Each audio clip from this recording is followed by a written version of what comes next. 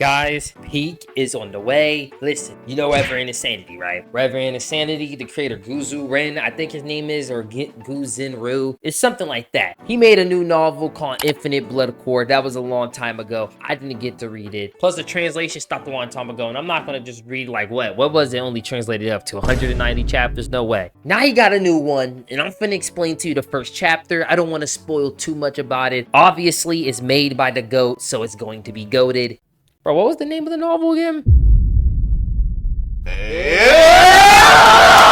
Mysteries of the Immortal Puppet Master starts off in the Ning clan. All the elders are gathered around. They're like, okay, let's review these younglings. Let's see these younglings try to do puppetry, because puppetry is one of the myriad paths of cultivation, although it's one of the worst paths of cultivation in almost every single cultivation novel. It's very hard to be a puppeteer now. In order to become a puppeteer cultivator or what would they call it? A puppet controlling...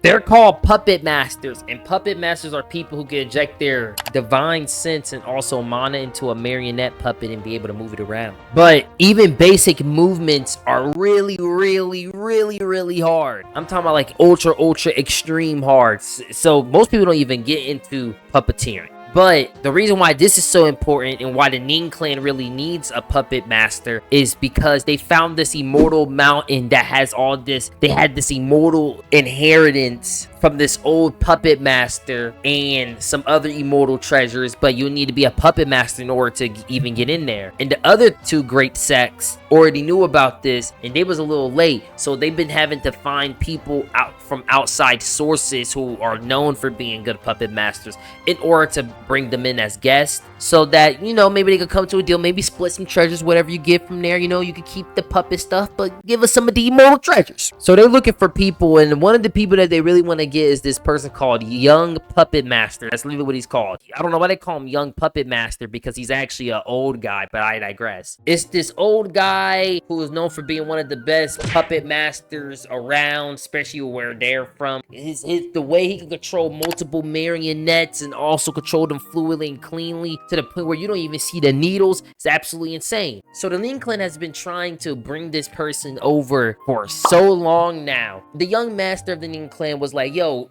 try to go fetch him again. And so he sent one of his butlers or whatever to go buy a couple stuff from the shop and also try to fetch him over, because they think if we buy a couple stuff from the shop, maybe he'll be a little more lenient to coming over to our side. He'll be like, oh man, they bought stuff from my shop, they're my #1 supporter, maybe I should help him out. This dude's servant goes to the young puppet master shop and he's like, yo, I'm here to buy some things. They describe him as like some old man with long black scaly hair or whatever. You know, he looks dirty, grungy, looking like he's like 5 steps away from his deathbed. He like, yo, I'm here to buy some stuff. He goes to the cash register. He like, yo, I be buying so much stuff from you, bruh. I be glazing your business, man. You can at least show some compassion. The young puppet master was like, oh, all right, bet up. 20 spirit stones, swing. The servant like, wait, hold on now. Let's chill out now.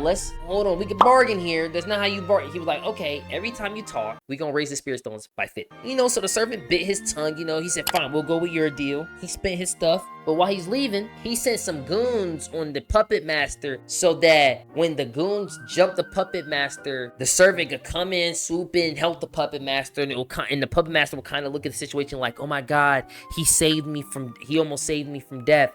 So maybe I should come to his faction, his side, and help him. Maybe I should join his sect as a guest, which is stupid, because if he's known for controlling crazy marionettes to the point where you can't even notice where the string is coming from, you don't think he could protect himself? Especially with how cocky and ballsy he was talking to you, but you know what I mean? It's cultivation off. I digress. And so that's exactly what happens. When the young puppet master steps outside, he's in a dark, cold alleyway. Some goons jump out at him, but the young master just sits there. He just sits there menacingly. He looking like SpongeBob when he was under the light. Also, I forgot to mention they used the calming talisman before they even jumped on the guy, so he shouldn't be able to use no divine sense or no mana. After they activated the calming talisman, he used the thunderbirds to destroy what they threw at him, and it was like, you know what, freak that, jump on him, and he killed them one by one. 2 of these dudes got destroyed by this Buddha's heart seal that the young puppet master have. This other guy died because the puppet master his hair turned into like these needle-like threads and kind of just stabbed him in multiple places. It was pretty gruesome. So after he murked all the quote-unquote ghosts is what they call them, he cleaned up the scene. Like I told you, the servant from the Ning clan hired the ghost to set up the situation of him saving the young puppet master. He goes into the alleyway where he was supposedly save him, and he see that everything is clean and proper, like nothing ever happened in that alleyway. He would have never known that 4 to 5 dudes just got murked there, but who knows? And then it cuts back to the perspective of the puppet master, and then we trying to think, okay, who is this puppet master? Who is this guy? Is he going to be the built-up villain? Is he going to be the dude who gives the MC the treasure? Is he going to be the guy?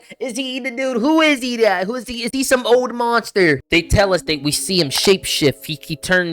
His hunchback goes back to straight. His hair go from raggedy to clean and proper. They said when you look closely, when the light's under him, it kind of like he got metallic armor on. And he takes it off. It's the MC! Oh!